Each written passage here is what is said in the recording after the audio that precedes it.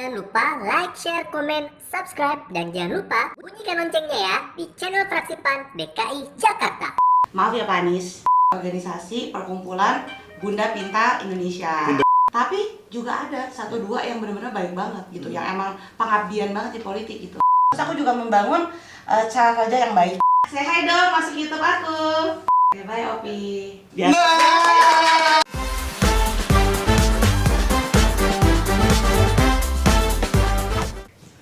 Assalamualaikum warahmatullahi wabarakatuh. Selamat datang di Jam Istirahat Podcast by Fraksi PAN DPRD DKI Jakarta. Kuluk-kuluk ya. Akhirnya my dreams is come true. Tepuk tangannya dong. Because what? Because kita kehadiran tamu kece kita. Siapa beliau? Langsung aja kita sambut. Kita sambut Mrs. Ibu Haja Zita Anjani. Jadi tahu banget gue pakai Haja. Oh, ya apa dibagi? Mbak Zita Anjani aja. Mbak Zita Anjani. Oke, Mbak Zita Anjani apa kabar, Mbak? Baik, alhamdulillah. Alhamdulillah, Sehat. syukur. Imam gimana kabarnya? Alhamdulillah, baik Kamu lahir tuh batin. gimana Bu. caranya suaramu tuh nggak habis-habis gitu loh? Oh, karena nggak tibu kali, Bu. ada tips, ada vitaminnya nggak tuh? Vitaminnya yang penting selalu sehat, Semangat ya, Mam? semangat dan lahir batin kita nggak konslet. Bu, sedikit ya, gue ngeliat profil Ibu ya. Ibu politisi muda juga, terus juga pendidik juga, dan sekarang menjabat sebagai wakil ketua DPRD DKI, Bu. Itu kalau boleh tahu, Bu, awal perjalanan itu gimana sih, Bu? Tapi sebelum Ibu jawab itu, Bu, karena kita masuk di Jam Istirahat Podcast, biasanya di jam istirahat itu Ibu ngapain sih, Bu? Boleh nggak spill dikit, Bu? Kalau di jam istirahat, sini semua orang tahu sih, kayak suami, anak-anak, keluarga pasti tahu. Aku tuh suka banget namanya tidur. Jadi kan orang punya cara masing-masing ya, untuk bikin dia refresh, untuk healing, untuk bikin dia nggak emosi, nggak stres. Kalau aku tuh dengan istirahat. Iya, dengan tidur. Karena kalau malam tuh aku punya masalah dengan tidur nih, suka insomnia. Jadi kalau ada waktu dimanapun, misalnya kayak di mobil, sebentar aja. Paling enak tuh tidur di mobil. Tidur, Bu ya? Kalau di mobil tuh pasti, kayak quality sleep walaupun 10 menit, 5 menit tapi benar-benar fresh banget. Kalau di rumah, kalau lagi ada waktu kosong, aku biasanya tidur istirahat. Tidur, Bu ya? Jadi tidur itu salah satu cara Ibu untuk recharge diri Iya. dari semua kegelisahan-kegelisahan yang ada, Bu Iya, ya? terutama kayak kalau lagi kesel, lagi emosi, terus lagi banyak pikiran gitu ya, tidur. Itu tuh bangun-bangun tuh hilang. Jadi semua overthinking bisa hilang tuh, Bu ya? Bisa hilang gitu. Wow. Kalau aku ya, kalau yang lain kan ada yang kayak macam-macam, ada yang healing, kemana aku istirahat. Dan dengan Ibu tidur itu minimal berapa persen, Bu ya? Akhirnya bisa terreduksi? Kalau aku misalnya lagi kayak stres banget mungkin 50%. 50%? Jadi misalnya lagi emosi, lagi marah, terus kita tidur, bangun-bangun tuh kayak lebih, oh iya ternyata nggak segitunya, nggak sebikin kesel itu gitu. Jadi lebih chill, tenang gitu. Dan itu salah satu cara Ibu buat menjaga mental health Ibu ya? Mental health, iya benar, tidur kalau aku. Sampai anak-anak aku aja tahu, mami hobinya apa? Mami hobinya tidur gitu. Oh yes. Nggak apa-apa guys, apalagi tidur di bulan puasa, bentar lagi Ramadan loh, pahala. Iya. Tapi menarik ya, Mbak Zita Anjani. Aku balik-balik Mbak Zita, Ibu Mbak Zita. Mbak aja. Iya, Mbak aja, Bu ya. Mbak aja. Mbak Zita. Terserah lo deh. Terserah gue ya, oke. Anyway, Mbak Zita, gue lihat profil lo bahwa Mbak Zita juga sempat berkuliah di luar negeri, dan itu suatu pengalaman yang menarik, dan bahkan juga Mbak Zita juga menginisiasi suatu gerakan yang menarik, gerakan mengajar bunda-bunda PAUD. Itu awalnya gimana, Bunda? Nah, akhirnya Bunda terjun di dunia yang sangat luar biasa, inspirasi. Oke, jadi ini sebelum masuk ke politik ya. Jadi sebelum masuk ke politik itu, aku kan sekarang usianya 32 tahun. Lahirnya di tahun 90. Jadi lulus kuliah S1, kuliah di UPH waktu itu. Terus abis itu langsung kerja. Kerja tuh, aku sebenarnya dari kuliah karena di tempat kampus aku tuh dulu syarat untuk lulus tuh harus kerja, magang segala macam. Jadi udah punya pengalaman kerja. Terus abis lulus aku kerja, magang sih, tapi habis itu mau diperpanjang di WHO. Di WHO di Swiss, waktu itu di bagian health finance, jadi kesehatan tapi di bagian keuangannya. Nah terus aku 6 bulan di sana. Waktu itu sempat mau diperpanjang, tapi aku udah komitmen sama Mas Egi waktu itu, udah tunangan. Akhirnya balik ke Jakarta, nikah apa segala macam. Terus udah, jadi nggak lanjut kerja, aku vakum dulu. Abis itu aku kuliah S2 di London. Abis aku kuliah S2 di London, tadinya mau kerja lagi, Iya. tapi ternyata vakum lagi setahun lagi karena aku habis itu hamil punya anak. Nah, jadi vakum tuh, sempat vakum dari lulus kuliah, vakum. Terus habis itu setelah punya anak itulah, aku tuh kayak, oh ternyata pendidikan buat anak tuh penting. Karena waktu itu mau nyari sekolah, bingung tuh nyari sekolah buat anak di mana kan. Searching, browsing, aduh bikin PAUD sendiri aja lah gitu. Soalnya dulu namanya anak pertama tuh takut, dia kemana aja takut jatuh. Terus kalau, nanti kalau apalagi dulu banyak kasus yang kayak anak dititipin di penitipan anak terus dibully. Ada juga yang sampai disiksa gitu ya. Jadi kayak agak trauma gitu. Trauma, wah kalau anakku di sini nanti kalau dia jatuh, dia kenapa-napa, ketakutan bikin PAUD. Waktu itu dekat rumah kan bikin PAUD. Ternyata PAUD itu meledak booming. Karena kan memang kalau kita mengerjakan sesuatu betul-betul kita menuangkan isi hati kita gitu kan pasti hasilnya bagus. Jadi PAUD-nya booming gede sampai sekarang udah ada SD, udah ada SMA-nya juga gitu. Nah jadi di situ awal mula aku masuk ke dunia pendidikan tuh karena anak. Nah karena udah di dunia pendidikan, waktu itu di tetangga tuh banyak PAUD atau sekolah-sekolah yang kurang mampu gitu. Jadi kayak jomplang gitu, sekolahku bagus, tapi di tetangga PAUD-nya sekolahnya jelek. Akhirnya aku undang tuh waktu itu kan, gimana saya bisa bantu apa gitu. Terus udah dari situ mulailah namanya kita bikin organisasi perkumpulan Bunda Pintar Indonesia. Bunda Pintar Indonesia. Terus kita waktu itu banyak kegiatan sosial. Jadi Bunda Pintar Indonesia tuh aku bikin tahun 2014 sampai sekarang masih jalan. Iya, masih jalan itu untuk membantu pokoknya di bidang pendidikan, ada program mengajar guru PAUD, ada memberikan bedah PAUD, ada mendidik anak-anaknya juga, itu masih running sampai sekarang. Nah dari pendidikan itulah, aku sebenarnya kalau dibilang backgroundnya apa ya backgroundnya pendidikan. Gitu. Dan ibu sangat concern banget total di pendidikan karena ibu melihat satu masalah waktu anak ibu lahir dan agak khawatir masalah parenting buat nitipin anak, akhirnya ibu tarik dalam kembangin Kids Republic salah satunya. Iya, Kids Republic. Makanya judul nama sekolahnya itu Kids Republic. Kids Republic itu kayak republik negaranya anak-anak. Jadi anak-anak tuh kalau udah masuk Kids Republic tuh aman, nyaman, happy gitu. Jadi kalau ke Kids Republic tuh kayak zaman dulu tuh belum ada sekolah yang kayak desainnya lucu banget gitu.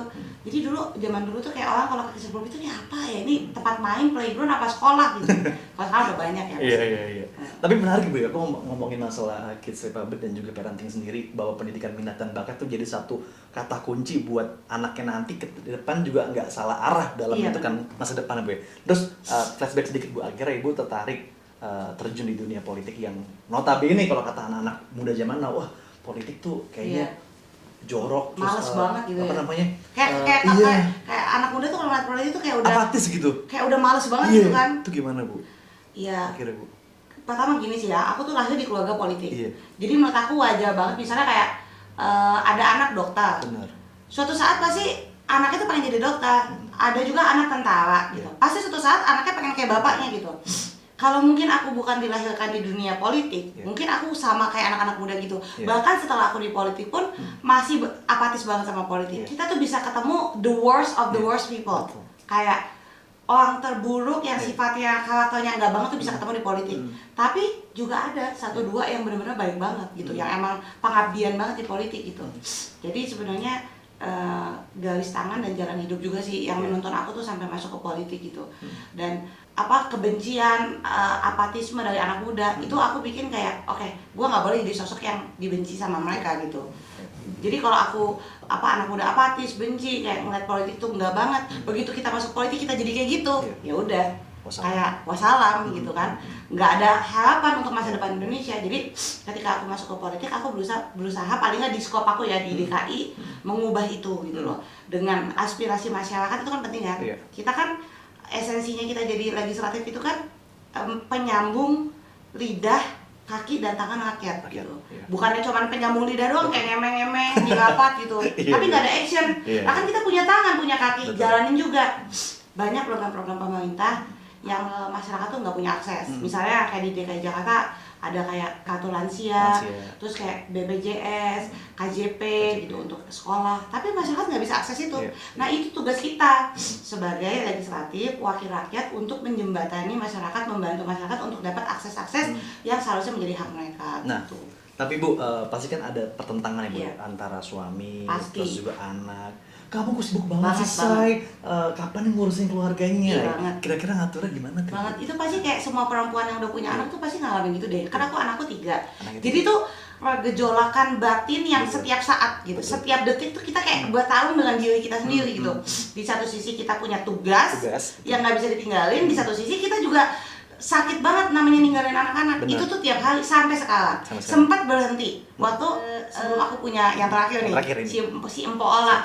Karena anak-anak itu kan posisinya udah cukup gede ya. Waktu itu Kalila 7 tahun, terus yang Kaisa 6 tahun. Jadi aku udah SD. Kalau SD kan sekolahnya juga udah lama kan.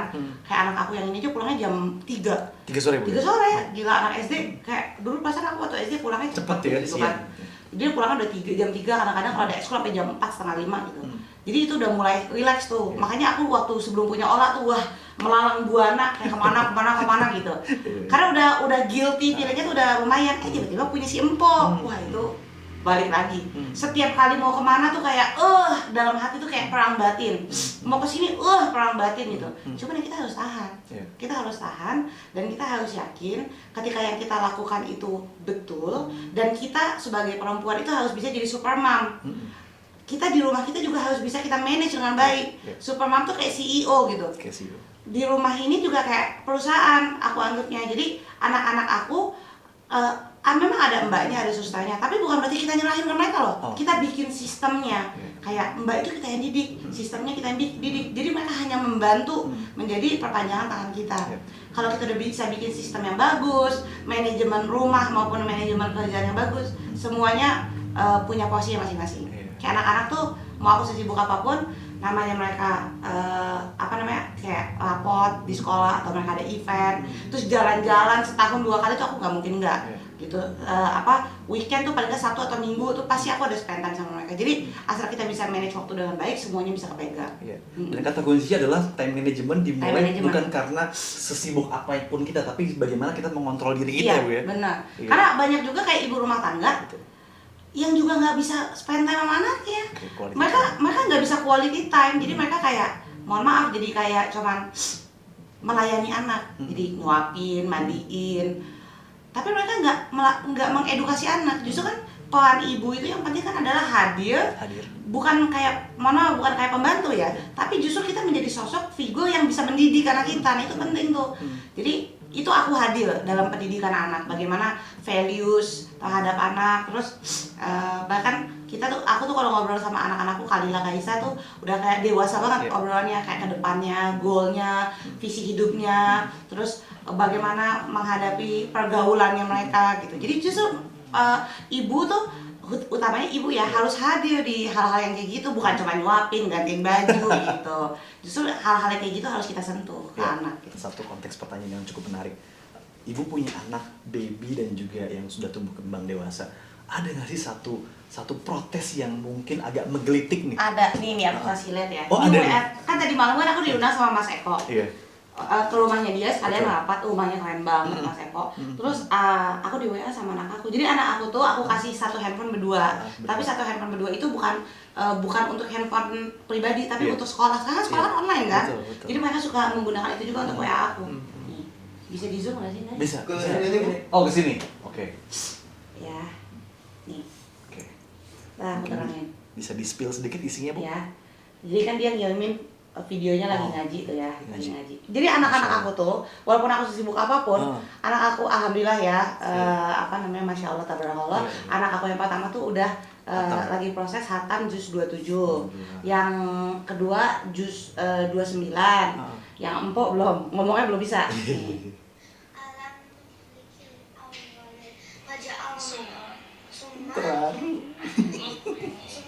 Jadi mereka masih tiap malam tuh ngirim aku ngaji kan. Kalau aku lagi di rumah aku yang murojaah. Habis itu aku kan lagi di luar tuh, dia video call, aku nggak angkat. Terus aku udah tahu dia pasti mau ngomel-ngomel kan. Terus mama katanya. Terus saya WA, kamu bobo duluan. Mami masih lama. Mami nanti bangunin. Awas loh enggak, terus ada. Awas loh enggak pakai stiker. Oke, terus kasih emoticon marah kan. Sama kakak ya, and don't lie katanya. Jadi dia anak-anak itu suka ngecap aku tuh kayak mami suka bohong gitu. Karena kan namanya kita kan kadang-kadang dia biar tenang dulu deh. Iya deh, oke deh mami tuh gini. Tapi kadang-kadang aku suka lupa. Nah dia tuh ternyata anak-anak tuh inget. ih mami bohong gitu, mami nggak nepatin janji, itu tuh diinget banget sama anak-anak gitu. Tapi kadang-kadang anak-anak aku juga ketika aku menepati janji, tetap aja diinget yang bohong gitu. Jadi bener ya kalau misalnya anak kecil itu daya ingatnya cukup baik ya Bu. Jadi mereka tuh Pak, dari semuanya, mereka tuh paling gak suka kalau aku tuh gak nepatin janji. Tapi aku banyak gak nepatin janji. Jadi bukan yang gak nepatin janji, misalnya aku janji pulang maghrib. Ternyata aku pulang jam 8. Tapi selalu ditepatin gitu. Terus misalnya kayak aku janji mau ngajak liburan, tapi mundur jadinya 2 minggu kemudian gitu. Jadi buat mereka tuh itu sesuatu yang bohong gitu, mami bohong pokoknya gitu. Parah sih. Dan Bu, izin Bu ya, definisi super mom ya, tadi Ibu udah menyampaikan ya, bahwa manajemen waktu itu penting sekali. Dan nggak ada alasan kita buat beralasan bahwa kita sibuk. Sibuk tuh konteksnya kita bisa ngatur diri atau enggak. Nah, benar banget tuh. Benar nggak sih Bu? Iya, sibuk nggak ada kata sibuk tuh ya. Aku tuh paling sebel kayak orang tuh kayak dia tuh kayak sibuk nggak jelas, cuman apa ya, sebenarnya tuh dia nggak bisa manage dirinya sendiri. Setuju nggak sih? Kalau aku tuh balik lagi semuanya ke, memang ada sih kayak misalnya momentum-momentum yang kerjaan kita tuh lagi banyak banget. Hektik banget ya. Itu paling once in a few months lah. Tapi pada umumnya pasti semua orang tuh harusnya bisa memanage waktu sih. Kita kan punya 24 jam yang sama. Gitu. Ada tips nggak Bu, bagi teman-teman super mom yang mendengarkan kita ini, bagaimana tips buat mengatur waktu bersama keluarga, terus juga pekerjaan di politik dan juga mengurus konstituen juga nih, kadang rewel gitu juga. Ini aku agak aneh sih. Jadi gini, kalau suamiku ya Mas Egi, itu tuh sama kakakku, sama bokap ya, itu tuh tipe orangnya, kalau yang logika tuh otak kanan apa otak kiri? Otak kiri. Otak kiri ya? Tipenya tuh otak kiri. Jadi kalau orang yang logika gitu, dia tuh biasanya tuh kayak schedule-nya tuh saklek gitu. Misalnya kayak suamiku, pagi mandi. Aku tuh udah sampai hafal, pagi bangun tidur dia langsung ke kamar mandi, abis itu dia sholat, abis itu dia sarapan, terus dia pakai baju, pokoknya rutinitasnya tuh kayak abis itu dia ke kantor, terus kalau misalnya dia lagi olahraga tuh dia biasanya bangunnya lebih pagi, terus dia golf dulu, abis itu dia pokoknya kayak jelas gitu, polanya tuh jelas gitu. Kakakku juga, bokapku juga tuh jelas. Nah, suamiku tuh suka bingung sama aku. Aku kan orangnya tuh sebenarnya sangat nggak logika tapi sangat kreatif kan, otak kanan ya Bang? Otak kanan kan. Jadi sebenarnya polaku tuh nggak kebaca. Ya kadang-kadang gue bisa bangun jam 4 pagi, kadang-kadang gue bisa bangun jam 10 gitu. Jadi polanya tuh sangat tidak terbaca. Tapi ada kuncinya satu. Aku tuh orangnya sangat planning. Jadi kalau orang yang kayak otak kiri, mereka pattern. Tapi pattern tuh menjalankan, belum tentu planning. Kalau aku tuh planning. Jadi kayak misalnya nih, ini kita ngomongin politik dikit ya. Ini kan tahun politik nih, 1 tahun depan. Aku tuh udah punya jadwal aku 1 tahun ke depan. Tanpa ada kayak umbul-umbul atau tapi jadwalnya gini, misalnya kayak sebulan gua ketemu masyarakat sekian kali, bisa jamnya pagi, bisa siang, bisa malam, tapi udah ada slot waktunya. Pokoknya gua akan ketemu sekian banyak, lalu di stretch dalam setahun. Terus misalnya juga, kan aku nge-handle hampir 6 project. Sekarang, anakku 3, 6 project aku handle. Itu aku udah slot waktunya. Jadi kapan aku monitoring mereka tuh biasanya di akhir bulan. Di tengah bulan tuh aku misalnya kayak ngecek kerjaan apa segala macam, terus aku bikin KPI. Jadi nggak mesti kita kayak nongkrongin lo kerjanya apa gitu. Terus aku juga membangun cara kerja yang baik gitu, cara kerja yang baik. Jadi tuh kadang-kadang suamiku tuh gini, kamu tuh enak banget ya katanya. Kok awalnya katanya gini, kamu tuh tidur Netflixan, terus tapi hidupmu enak ya, kata gitu kan. Aku suka kata-kata, makanya jangan stres-stres kalau kerja. Jadi sebenarnya kayak bisa ngatur waktu sih, nggak mesti kayak bangun pagi terus habis itu begini. Malah kadang-kadang kalau kita ngikutin pattern, otakku tuh tumpul. Makanya aku tuh nggak bisa kerja sebenarnya. Misalnya nggak bisa kerja di tempat kerja yang office gitu loh, karena bangun pagi terus ke situ kayak itu tuh bikin kepala tuh mandek banget. Makanya kalau Imam tahu di kantor juga aku ngebebasin kan, kayak terserah lu mau. Pokoknya kalau di kantor aku tuh ya syaratnya cuma satu, absen jam 9 pagi. Pulang terserah, aku nggak mau ngurusin lo pulang jam berapa. Karena orang tuh semakin kerja lama, semakin jelek hasil output kerjanya. Justru kerja yang paling efektif tuh di 4 jam pertama masuk kerja. Jadi aku tuh orangnya bodo amat, yang penting lo absen jam 9. Tapi ketika laporan bulanan, KPI-nya nggak selesai, wah itu pasti mati dia mau. Gitu. Nah, back to the flashback dikit ya Bu ya. Akhirnya Ibu terjun di politik, sekarang sudah tahun ke-3 ke-4 ya Bu ya? Tahun ke-4 ketiga. Ada nggak sih Bu pengalaman lucu atau menarik atau weird di konstituen lagi kunjungan dapil, Bu minta ini, minta itu, minta ini, minta itu kan seolah-olah kadang kan kalau kita ngeliat anggota dewan tuh kayak, wah gue bawa duit sekoper kayak Sinterklas loh buat bagi-bagi. Banget. Iya, ada nggak sih? Dikira kita orang kaya ya. Iya. Kalau cerita tuh banyak banget. Jadi ada satu cerita yang paling aku ingat waktu zaman kampanye ya. Jadi dan kenapa aku ingat ini? Karena lately nggak tahu kenapa aku baca gitu di sosial media banyak banget fenomena orang meninggal karena kepleset di kamar mandi. Iya, kalau aku lagi baca gitu ya, kayak banyak banget orang fenomena kepleset meninggal di kamar mandi. Nah, jadi ini kan fenomena yang terjadi nih di masyarakat. Aku waktu kampanye tuh nggak tahu kayak gitu, nggak tahu sama sekali kayak gitu. Jadi waktu kampanye kan kita door to door, rumah ke rumah. Nah ceritanya waktu kampanye itu aku kan kayak suka pengen ke toilet gitu ya. Ya wajar lah ya. Terus kan kalau kita lagi turun ke dapur kan ya toiletnya macam-macam ya. Ada yang bagus, ada yang hancur banget gitu. Nah, ceritanya pelajaran yang aku dapat, jadi waktu itu aku ke toilet, aku masuk ke situ dan itu tuh toiletnya licin banget. Aku kepleset di toilet dan itu terjadi beberapa kali. Nah, jadi bahkan pernah kayak aku waktu itu kampanye pakai baju putih semua. Terus di tengah-tengah kampanye aku izin ke toilet. Terus aku kepleset kan, terus kayak bener-bener coklat-coklat semua gitu dari ujung kepala, jadi kayak masuk got gitu kan. Terus pas keluar tuh orang kayak pada bingung semua, aku Bunda Zita keluar dari kamar ini coklat-coklat semua gitu. Nah jadi ternyata ini juga hal yang aku temuin, kalau aku nggak turun mungkin aku nggak tahu. Jadi masyarakat Jakarta itu suka nyuci toiletnya itu pakai sabun colek. Ya kan pakai sabun colek tuh. Sabun colek, dan mereka tuh pasti menggunakan ubin-ubin kecil yang licin. Jadi zaman sekarang kan ubin tuh ada ubin yang licin, ada ubin keset. Nah jadi toilet di Jakarta itu mayoritas masih pakai ubin kecil-kecil dan ubinnya tuh licin. Terus mereka nyucinya pakai sabun colek. Makanya kejadian orang meninggal di toilet pasti deh, sebulan sekali pasti ada tetangga gue atau konstituen gue yang innalillahi meninggal di toilet gitu. Nah itu tuh aku mulai sadar itu pas kisah aku jatuh itu. Jadi ternyata banyak banget kecelakaan-kecelakaan di Jakarta yang terjadi di toilet karena pakai sabun colek dan pakai ubinnya licin. Itu yang pertama. Terus yang kedua, ini setelah jadi dewan ya. Setelah jadi dewan kan pasti kayak ketika kita turun ke masyarakat banyak tuh yang kayak misalnya mohon maaf ya kayak RT RW gitu yang dulu mungkin nggak dukung bahkan menghalang-halangi gitu.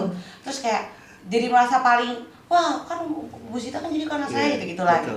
Itu banyak gitu. Aku pokoknya berusaha ketika konstituen kayak gimana pun aku nggak boleh marah karena kita kan tugas kita mau dikatain, mau dimaki-maki, mau dipuji ya itu kita telan aja gitu. Tapi pernah sekali aku marah. Jadi aku waktu itu ke sebuah daerah, terus kayak Pak RW-nya tuh bener-bener kayak seakan-akan gue tuh nggak ada baik ya. Kayak wah gini. Pokoknya ngomongin di depan masyarakat.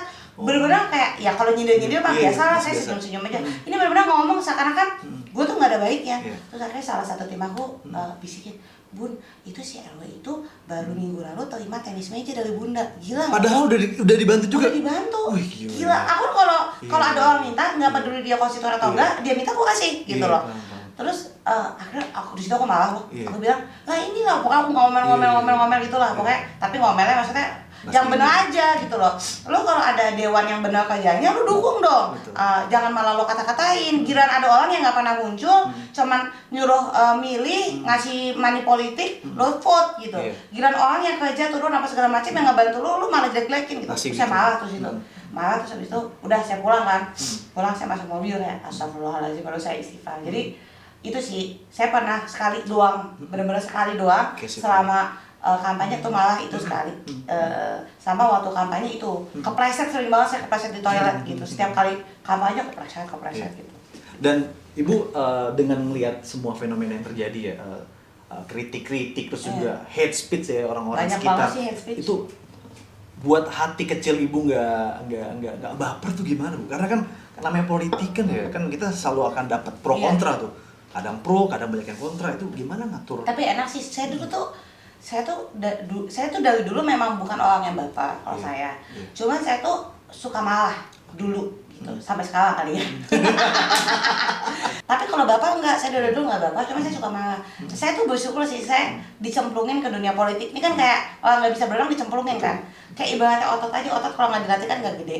Jadi sama juga kayak mental dan hati kita, kalau kita nggak dikata-katain, kita tuh jadi orang yang baper terus. Dan ternyata jadi orang baper tuh nggak enak. Aku tuh kadang-kadang sampai, ini orang ya Allah baper banget. Kayak lo lama-lama kalau bapak bisa mati berdiri loh. Kadang-kadang kitanya udah lupa, dia masih inget gitu. Di partai banyak banget orang bapak, dia masih inget yang zaman-zaman dulu. Kita bilang, lo lama-lama mati berdiri deh. Karena jadinya nggak produktif, kerja enggak tapi gue jelekin ya. Terus saya kadang-kadang nggak habis pikir kalau kayak gitu ya. Jadi waktunya tuh habis buat kayak baper gitu. Nah, karena saya juga suka dicaci maki, jadinya saya lebih jalan malas sekarang. Kalau dulu kan orang ngatain balas gitu. Pas kan kayak ya udahlah, data kalau misalnya levelnya ya mungkin dia konstituen atau masyarakat ya udah saya wajar lah. Jadi kayak udah lebih bisa ini sih, nggak begitu emosional gitu. Biasa. Tepuk tangan untuk Bu Sita aja nih. Menarik tadi ya disampaikan Bu Sita ya. Terus bicara anak udah, bicara karir di politik udah. Nah, sekarang yang cukup menggelitik adalah bagaimana Bu Sita bisa merawat diri di kesibukan ngurus konstituen buat yang me super, time gitu ya? buat me time-nya, family time-nya dan segala macam tetek bengeknya lah. Jadi bisa dibilang aku tuh kayak banyak kan ibu-ibu tuh yang kayak fokus banget untuk keluarganya sampai mengorbankan dirinya sendiri. Aku tuh dulu kayak gitu. Dulu tuh aku gemuk banget. Bener-bener segini badan aku. Segini. 2000 Iya nggak sih lihat berapa? kayak segini deh, segini. Kayak nggak nyampe Bu, gitu Bu. Segini, bener-bener gede banget. Timbangan aku 85 kilo.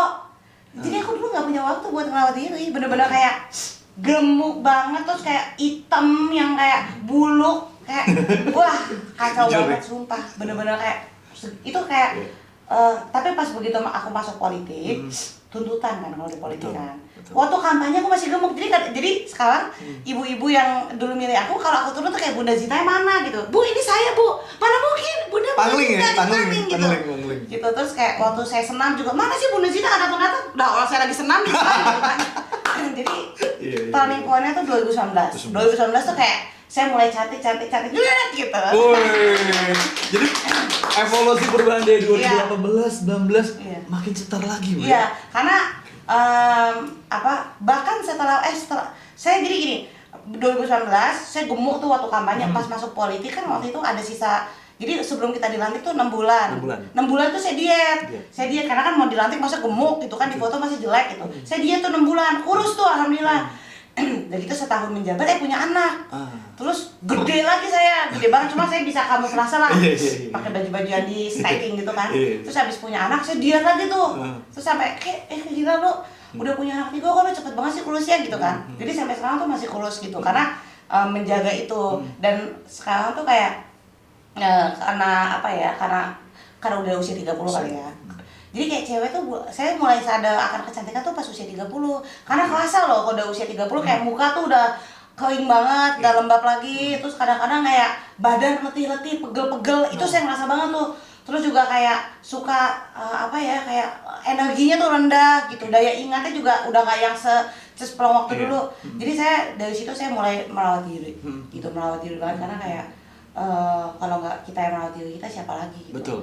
Ya tentunya pasti juga menggunakan fasilitas-fasilitas yang ada kayak ke dokter kecantikan itu udah pasti, ke dokter kecantikan, terus ke klinik-klinik kecantikan itu udah pasti lah gitu. Jadi ya sekarang suami saya kayak, kok kamu bonnya makin bulan makin mahal sih bon kecantikannya.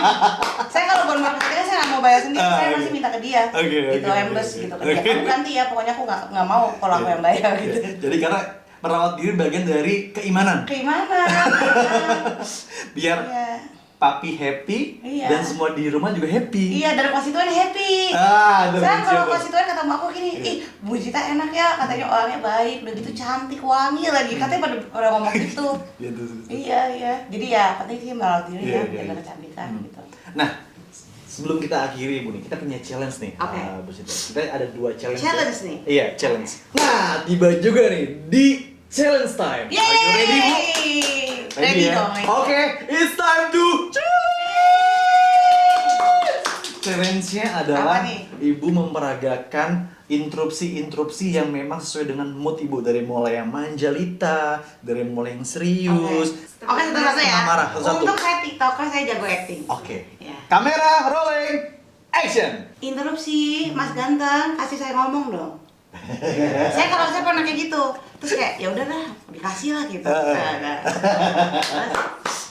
Yang kedua, kita masuk interupsi sedih. Oke. Interupsi. Saya di sini sebagai wakil rakyat, Pak. Jadi kalau misalnya saya nggak bisa membantu masyarakat, buat apa saya ada di sini? Tolonglah bapak-bapak pakai hati nurani, dengarkan saya. Tapi itu bukan acting ya, itu saya pernah kayak gitu tuh. Karena waktu itu anak-anak pendidikan nggak dapat biaya pendidikan waktu itu. Ya, tapi kali ini acting nyontoh yang dulu gitu. Ketiga, Nah. marah Bu. Oh, Marah. Itu. saya jarang marah sih orangnya. Tapi coba ya. Coba dulu. Interupsi. Aduh, gimana ya? Marahin apa ya yang bikin saya Tak. kesel? Oh, masalah banjir. Banjir. Maaf ya Pak Anies. Maaf ya Pak Anies. Iya. Interupsi. Sebelumnya mohon maaf ya. Saya di sini memang pendukungnya Pak Anies Baswedan, tapi saya orang yang rasional. Kalau salah saya bilang salah, kalau betul saya bilang betul. Masalah banjir ini merugikan konstituen saya. Gimana konstituen saya bisa hidup kalau misalnya pagi, siang, malam dilanda banjir? Tolonglah bapak-bapak ini diselesaikan. Gitu. Iya. Maaf ya Pak Anies. Disclaimer, maaf Anies. Tepuk tangan ya untuk Bu Zita. Oke, challenge yang kedua. Berapa dekat Bu Zita dengan Opi? Saya tuh sama dia kayak kucing dan anjing tau. Gimana? Orang pada nggak tahu aja. Kayak apa yang film kartun dulu tuh anjing sama kucing. Tom and Jerry. Tom and Jerry. Iya. Oke. Iya. Kita mau coba challenge-nya, Bu. Boleh? Kita telepon Opi, Serius, kita ya? pengen denger seberapa dekat Diangkat Bu nggak ya? Zita dengan Opi di Oke, loudspeaker coba ya, Bu ya. Kan jam berapa? Coba kita video call ya. Tadi ngomong apa? Ngomong apa aja deh? Halo Opi, lagi masuk. Ya simpel-simpel ya, family ya, family. Jangan apa-apa banget sumpah. Halo Opi, lagi ngapain? Opi masuk YouTube aku ya. Say hi dong gitu ya. Iya, boleh. Kalau diangkat ya, kayaknya sih nggak diangkat deh. Kita coba ya, guys. Video call nih. Video call, guys. Masukin ya. Iya. Assalamualaikum Opi. Opi videonya mana? Halo Opi. Iya, sebentar. Iya. Enggak, say hi dong, masuk YouTube aku. Say hi. Assalamualaikum. Di challenge katanya Opi kalau di video call diangkat enggak? Tuh diangkat ya. Oke. Oke Opi. Berani nggak ngangkat? Oke Opi. Ya, Thank oke. you, bye. Assalamualaikum. Waalaikumsalam. Cucu mana ya? Nggak Di bisa. dalam cucunya. Oh ya udah deh. Oke, bye Opi. Nah, Masuk ya? Masuk ya? langsung. Berarti challenge Dia lagi masih. ketemu orang lo tadi. Oh gitu. Iya. Apa-apa. Enggak apa-apa lo diangkat. Berarti challenge apa, teman? Berhasil. Aduh, gak kerasanya udah hampir 30 menit Iya. lebih. Kita diskusi lebih dekat bersama Bunda Zita. Yeay. Iya nih. Buat teman-teman kaula muda encang-encing Mak Babe di wilayah Dapil 5 meliputi apa aja? Keramat Jati, Duren Sawit, Jatinegara. Jatinegara. Nyok rame-rame ke Instagram Bunda Zita Iya. Anjani ataupun ke TikToknya Iya. Zita.Anjani Official. Yes. Betul Bu ya. Dan juga YouTube-nya juga Zita Anjani Official. Nah, sekali lagi itu aja ya. Mungkin kalau ada yang kurang berkenan kita mohon maaf ya Sama-sama. Bunda. Thank you, Dan, Imam. Iya, wish you all the Bye-bye. best sekali lagi buat Bunda Zita Anjani juga dengan the next karir dan juga the next apapun yang ada di politik dan segala macam. We hope the best ya buat nanti 2024 tentunya buat PAN dan juga untuk Ibu di DPRD Amin. Jakarta. Amin. Sampai jumpa berikutnya di Jam Istirahat Podcast. Wassalamualaikum warahmatullahi wabarakatuh.